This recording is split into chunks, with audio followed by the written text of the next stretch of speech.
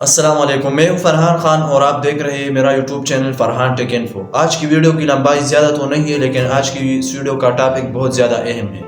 اگر آپ ایک یوٹیوبر ہے تو میرے خیال میں آپ کو یہ ویڈیو بالکل بھی سکپ نہیں کرنی چاہیے۔ بغیر وقت ضائع کیے آتے ہیں اپنے موضوع کی طرف۔ دیکھیے، پچھلے کچھ دنوں سے بہت سارے یوٹیوبرز اپنے چینل پر ایک مسئلے کا سامنا کر رہے ہیں۔ جب وہ یوٹیوب اسٹوڈیو میں جا کر ارن والے پیج پر جاتے ہیں تو وہاں ان کو لکھا ہوا نظر آتا ہے suspended due to related channel. یہ اس سے پہلے یوٹیوب پر کبھی نہیں تھا، یہ مسئلہ ابھی کچھ ہی عرصے پہلے آنا شروع ہوا۔ آج کی اس ویڈیو میں ہم اس مسئلے پر بات کریں گے کہ یہ کیوں آتا ہے، آپ کو کیا کرنا چاہیے، اور ساتھ ایڈسنس سے متعلق بھی کافی اہم باتیں شیئر کروں گا۔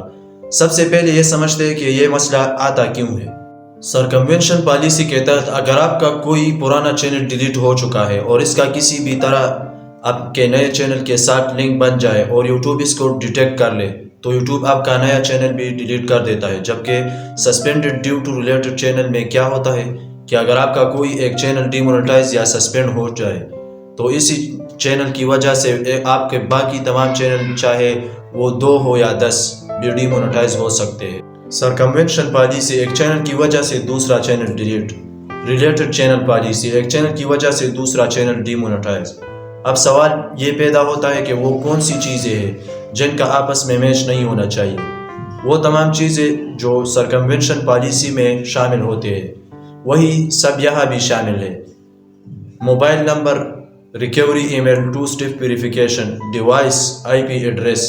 لیکن اس پالیسی میں سب سے اہم کردار ایڈسنس کا ادا کر رہا ہے۔ اگر آپ نے ایک ہی ایڈسنس کو 2، 3 یا 4 چینلز کے ساتھ لگا رہا ہے اور ان میں سے ایک چینل ڈی مونیٹائز ہو گیا تو باقی سب چینل بھی ڈی مونیٹائز ہو سکتے ہیں۔ مثلا ایک چینل ڈی مونیٹائز ہوا اور اس کی وجہ سے باقی 2، 3 یا 4 چینلز بھی ڈی مونیٹائز ہو گئے۔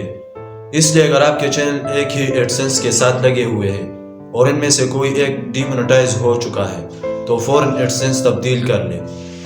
ایک اور مسئلہ یہ بھی سامنے آ رہا ہے کہ کچھ لوگوں نے الگ الگ ایڈسنس تو بنائے ہوئے ہیں لیکن بینک اکاؤنٹ ایک ہی لگا رکھا ہے۔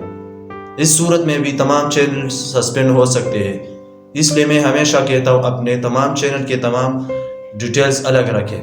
بدقسمتی سے کچھ یوٹیوبر یہ مشورہ دیتے کہ کچھ نہیں ہوتا، ایک ہی آئی پی، ایک ہی ڈیوائس، ایک ہی ایڈسنس، ایک ہی بینک اکاؤنٹ استعمال کر لو۔ یہ کہنا بہت آسان ہے، لیکن جن لوگوں کے چینل ڈی مونیٹائز ہوتے ہیں ان کے برسوں کی محنت ضائع ہو جاتی ہے۔ اگر کسی کو کسی چیز کا مکمل علم نہیں ہے تو اس عوام کو غلط مشورے نہیں دیتے چاہیے۔ اب آتے ہیں اس بات پر کہ اگر آپ کا channel suspend due to related channel کی وجہ سے ڈی مونیٹائز ہو جائے اور آپ کو اپیل ریجیکٹ ہو جائے تو یوٹیوب کیا کہتا ہے؟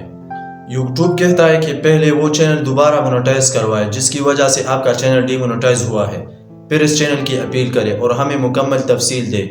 لیکن ذاتی تجربے کی بنیاد پر میں یہ کہنا چاہوں گا کہ سرکموینشن پالیسی کے شروع میں اپیلز ریجیکٹ ہو رہی تھے، لیکن وقت کے ساتھ ساتھ ہزاروں بلکہ لاکھوں چینلز واپس آ گئے۔ اس طرح اس پالیسی میں بھی آنے والے وقت میں نرمی آ سکتی ہے۔ اب کچھ اہم باتیں ایڈسنس کے بارے میں۔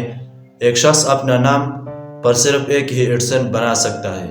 ایڈسنس میں کنٹری ایک دفعہ سلیکٹ ہو جائے تو بعد میں تبدیل نہیں ہو سکتی۔ بس آج کے لیے اتنا کافی ہے۔ امید ہے آپ کو ویڈیو معلوماتی لگی ہوگی۔ اگر آپ چینل پر نئے ہیں تو چینل کو ضرور سبسکرائب کریں۔ ملتے ہیں اگلے ویڈیو میں، تب تک کے لیے اللہ حافظ۔